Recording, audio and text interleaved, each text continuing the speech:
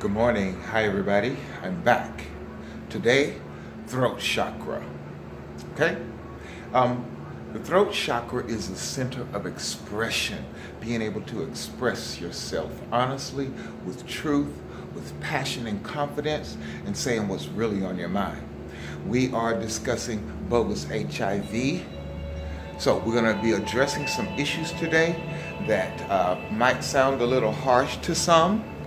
But remember, we are in the process of the metaphysics of self-healing, taking a look at ourselves and see what can be improved upon so that our body can realign energetically and heal itself, which is always in the process of doing when we get out of the way with our wrong thinking and change that to right thinking and right consciousness and belief in ourselves. We will find that all the things we fear will disappear when we speak our truth. And that's what we're going to be doing here today. I want to say good morning to Mother Nephthys. I've already lit a candle to you. Welcome you in. I want to remind you all that the darker nature of the pantheon is just as loving. It recognizes the need to tear down to build back up. That is part of my personality. I do not intend to offend anyone. However, as someone who has been directly impacted by this bogus HIV and crisis, years of trauma of that ongoing, lifelong trauma, missing my penis over a disease that has never been really proved to exist, has revealed many stereotypes that people have who are now having to look at themselves. These are some of the issues that we're going to address. Before I get busy on that, I want to show you who awakened my Kundalini, and he has lovingly torn me down to build me back up. Shiva.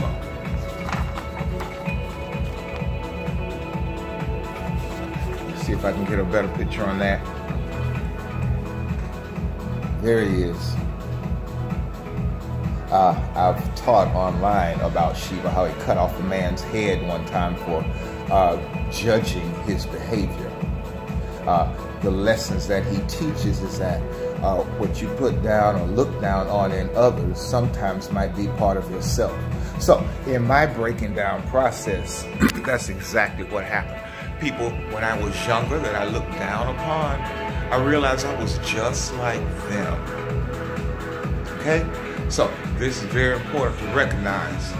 We are in denial about parts of ourselves, and that is causing our illnesses. We need to take a look at ourselves instead of pointing fingers at others. Okay? So I want to address some issues about that today. It sounds a little odd sometimes for me to say boldly online that the people in your world around you who are sick and ill all the time, they're basically the assholes of the world. They are not rising to the occasion of creating a better life for themselves, so they go around lashing out at others. And that is no longer acceptable. In fact, the body has a more difficult time healing. What you will witness today is a demonstration of a balanced throat chakra. Many people want to say we should be love, love, love, lovey all the time. That is not correct. Sometimes it is okay to express divine anger if you're in the process of tearing down to build back up so that it can be a better place for all of us. Okay? Addictions. There are many people out here who think that their addiction is somehow better than another's addiction. So, in an effort to feel better about themselves, they gotta look for someone to put down. That is not the truth. All addictions are debilitating, whether it's food, sex, drugs, gambling, work, pornography, anything that you have become out of control with. You are not loving yourself fully enough to really have the strength to be disciplined, to self-correct. The body will respond to that, and we will know by our illnesses. We're going to discuss those later as well. I'm going to, again, share some resources with you that I've invested in throughout the years. All right, with respect to gay people, I have lived through this trauma and can speak again from it through direct experience.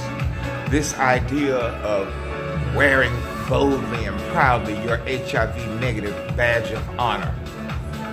Now, in the light of truth, where we have discovered that there is no HIV, there is only propaganda. And because gay people have internalized self-hatred that begins very early on in our lives, we have allowed ourselves to think that if we do not test positive, somehow our behavior is better than those who did. We already know those tests are looking for particular DNA markers in the body, and that is what causes people to test positive.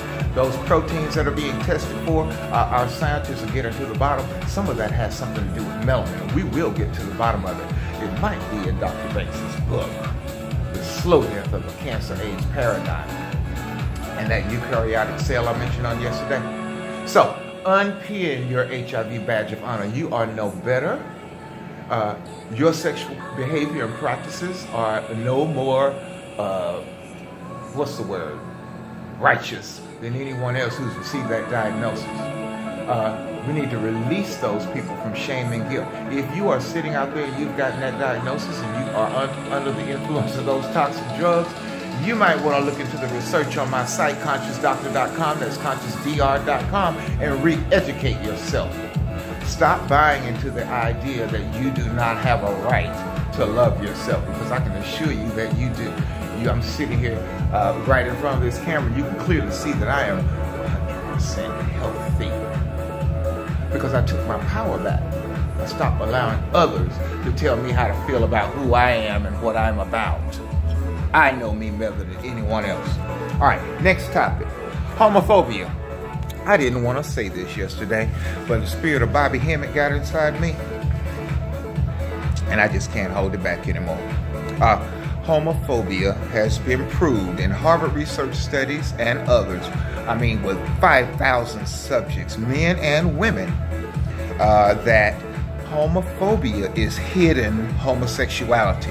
I can tell you from my own personal experience, the person that'll see you out in the daytime when they're with their boys and they want to put you down and make you feel ashamed of yourself, and then at night when no one else is around, they're trying to holler at you when they think no one's looking. These are the people who are lashing out at what they cannot handle in themselves. They are unwilling to accept that this might be also a part of them. This is in no way intended to encourage homosexuality. I don't believe that you can make someone homosexual. You can't make someone be something that they are not. So what we are calling for today is self-correction. You're revealing yourself as a hidden homosexual when you go around putting down innocent people who aren't even bothering you. Deal with that. Now, when you do that, we're going to know exactly who to turn that energy right back around to. It'll be you. Got it? Next thing, self-responsibility and this Christianity idea that something or someone is going to come and save you. Never gonna happen. In my book, I hope that you'll read that section about HIV badge of honor, AIDS speak. Some people can speak so fluently and eloquently about all the little scientific, pseudo-scientific labels that have been placed on T-cell viral load, all that nonsense, which has nothing to do with your health. What has to do with your health is believing in yourself. If you're experiencing physical symptoms, it is because your consciousness has become misaligned, not because you have some bogus virus that has never been proved to exist by means of classical virology being purified and isolated. Only propaganda rushed to the public without scientific foundation and fact, and has been carried throughout this world to change policies which have dramatically impacted everybody on this planet in a negative way. If you can't clearly see the pattern of that going on in many things in our world this day, who's to blame? Yourself. All right, what's next?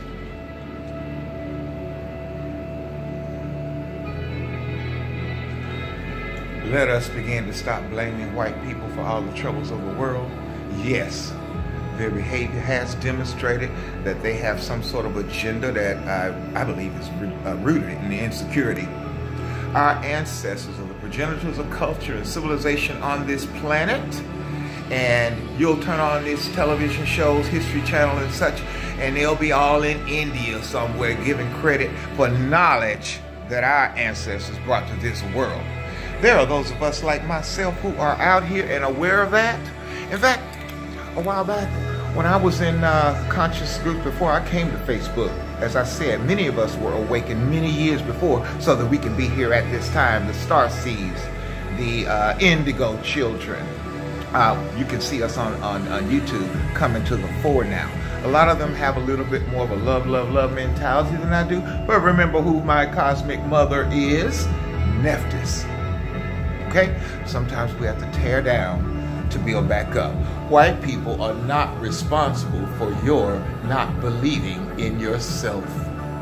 You're going to have to rise up, rise to the occasion, change your consciousness from within, and witness it manifesting in your outside world. Now, when you are out of balance in the heart chakra, how will you know? We're talking about this every day. You will know because your body will tell you, because the body cannot lie. You can't blame anybody about it. You can't blame your pastor, your mother, your daddy, your boyfriend, your girlfriend, or anyone.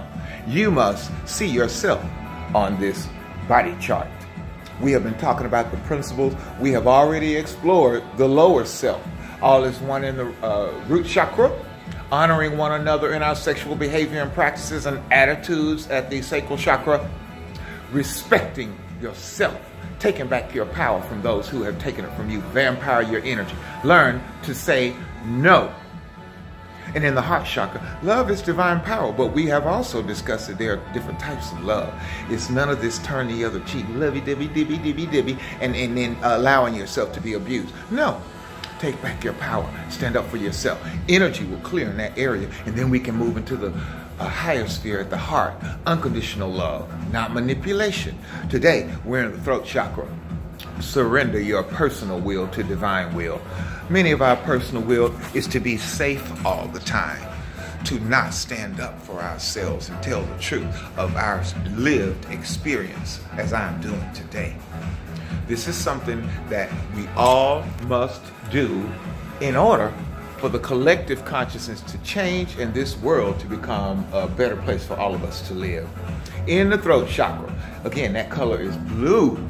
If you have a speech or something that day to make, wear blue.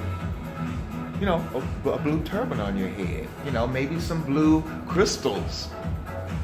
Bring in the energy of truth and honesty and expression. It deals with the neck region, the throat, learning to take responsibility for your own needs. I want to stop here for a second and talk about Margaret Heckler.